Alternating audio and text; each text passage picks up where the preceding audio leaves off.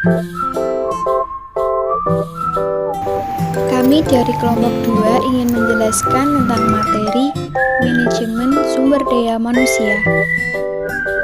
Perkenalkan, nama saya Dita Nur Alisya, nomor NIM 080103210007. Saya Anissa Rahma Aulia, NIM 080103210004. Perkenalkan, nama saya Septi Dwi Anggraini dengan NIM 080103210027. Pengertian manajemen sumber daya manusia. Manajemen sumber daya manusia merupakan proses pencapaian tujuan organisasi melalui perorganisasian, penyusunan personalia, pengarahan, pengembangan SDM, dan pemberian kompensasi dari sumber daya manusia yang ada dalam organisasi. Ruang lingkup sumber daya manusia meliputi 1. Merancang dan mengorganisasikan pekerjaan serta mengalokasikannya pada karyawan. 2. Merencanakan, menarik, dan menyeleksi karyawan yang tepat untuk suatu pekerjaan tertentu dalam organisasi. 3. Menciptakan kondisi lingkungan yang kondusif bagi karyawan untuk bekerja. 4. Menjamin dan mempertahankan efektivitas dan semangat kerja karyawan, baik melalui pelatihan ataupun sistem kompensasi. Fungsi manajemen sumber daya manusia dibagi menjadi 5, yaitu 1. Fungsi perencanaan sumber daya manusia, 2. Fungsi penarikan dan seleksi karyawan, 3. Fungsi pelatihan dan pengembangan sumber daya manusia, 4. Fungsi evaluasi kerja, dan 5. Fungsi pemberian kompensasi dan penghargaan.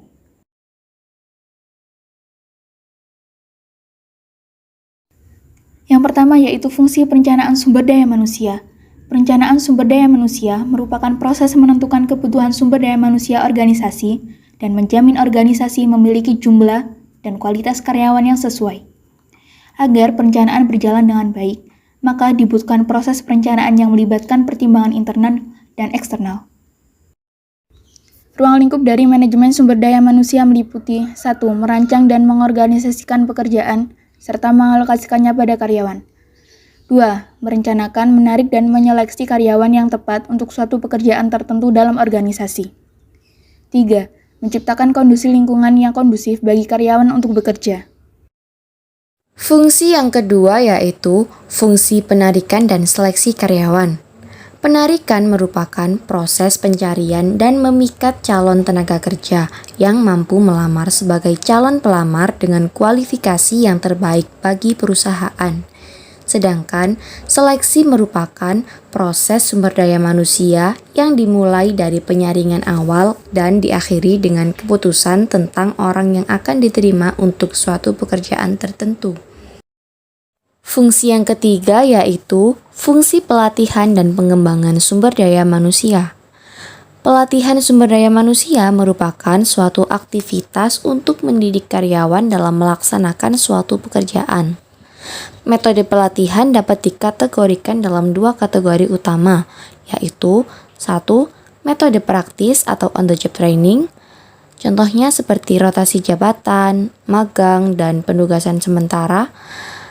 Metode yang kedua yaitu metode presentasi dan simulasi kelas, contohnya seperti studi kasus, presentasi video, dan kuliah.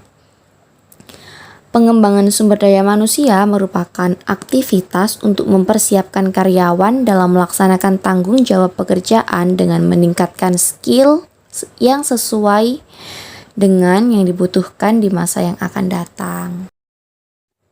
Fungsi yang keempat yaitu fungsi evaluasi kerja. Penilaian kerja mencakup tahapan-tahapan kegiatan sebagai berikut. 1. Penetapan standar prestasi. 2. Mengkomunikasikan standar prestasi. 3. Mengukur prestasi. 4. Mendiskusikan hasil pengukuran dengan karyawan. 5. Mengambil tindakan koreksi. 6. Menggunakan hasil evaluasi untuk pengambilan keputusan. Selanjutnya fungsi yang terakhir yaitu fungsi pemberian kompensasi dan penghargaan. Proses penetapan kebijakan kompensasi meliputi 1. Analisis suatu pekerjaan, 2. Evaluasi pekerjaan, 3. Survei pengupahan dan standar gaji, 4. Rencana-rencana pemberian kompensasi. 5. Penilaian kinerja dan pemberian kompensasi sesuai dengan penilaian kinerja. Konteks hukum sumber daya manusia dan tantangan baru sumber daya manusia. 1. Kesetaraan kesempatan kerja bermakna bahwa penempatan tenaga kerja tidak boleh dilakukan dengan diskriminasi. 2. Keamanan dan kesehatan karyawan. 3. Pelecehan seksual. 4. Diskriminasi khusus. 5. Employment at will. Oleh karena itulah, maka manajemen sumber daya manusia pada akhirnya akan dihadapkan pada tantangan baru di lingkungan kerja, yaitu keanekaragaman angkatan kerja.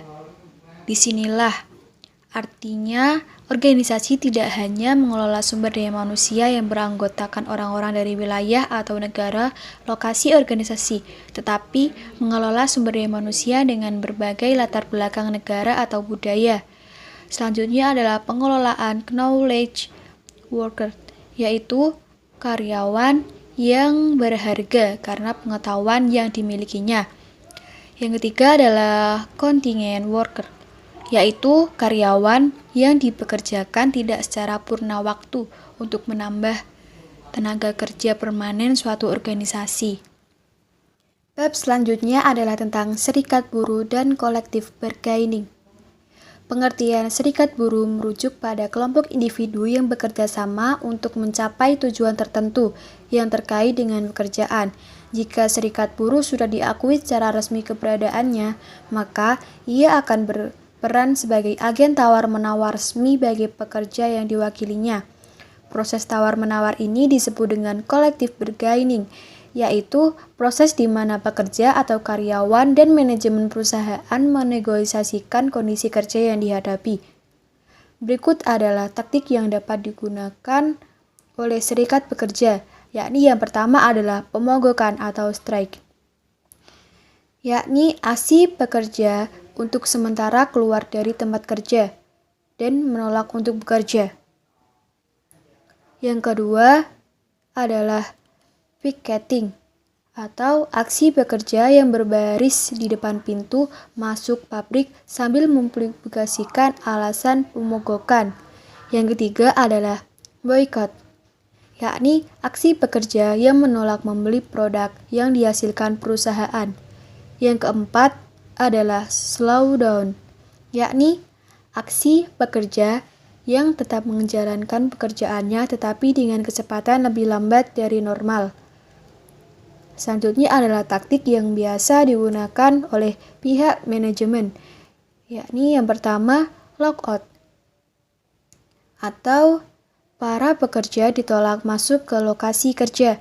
Yang kedua adalah strike breakers, yakni digunakannya pekerja lain secara permanen atau temporer untuk menggantikan pekerja yang mogok.